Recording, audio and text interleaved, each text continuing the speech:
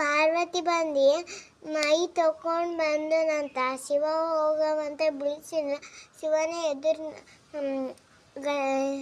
ಏನಂತ ಪಾರ್ವತಿ ಎದುರು ಬಂದು ನಿಂತಿರ್ತಾನಂತ. ಮತ್ತು ಆ ಗಣೇಶ ಬಂದು ನಂಗೆ ಯಾಕೆ ದೊಬ್ಬಿಸ್ತೀರ ಅಂತ ಶಿವಾಗ ಹೇಳ್ತಾರೆ. ಶಿವಾಗ ಹೇಳಿ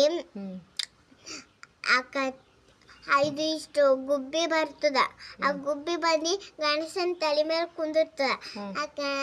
ಆ ಗಣೇಶನ ಹಿಂಗೆ ಮಾಡ್ಕೊತಾ ಇರ್ತದೆ. ಆ ಗಣೇಶ ಮತ್ತೆ ಮಣ್ಣಾಗ ಆಟ ಆಡ್ತಾನೆ ಹಿಂಗೆ ಚುಟ್ಕೊಂಡು ಐಸ್ ಐತಿಲ್ಲ, ಐಸ್ದಾಗ ಆಟ ಆಡ್ತಾನೆ ಹಿಂಗೆ ಚುಟ್ಕೊಂಡು. ಮತ್ತು ಅವ್ರ ಪಪ್ಪ ಏನೋ ಬಂದು ಮತ್ತು ಐಸ್ ತೊಗೊಂಡು ಹಿಂಗೆ ಗಣೇಶನ ಮೇಲೆ ಹಾಕಿ ಥಂಡಿ ಹತ್ತದ. ಗಣೇಶ ಥಂಡಿ ಆದಮೇಲೆ ಲಾಕ್ ಮಾಡಿ ಪಪ್ಪ ಅವ್ರ ತಾತ ಇರ್ತಾವ. ಆ ತಾತಾಗ ಹಚ್ಚಿರ್ತಾನವ ಗಣೇಶ.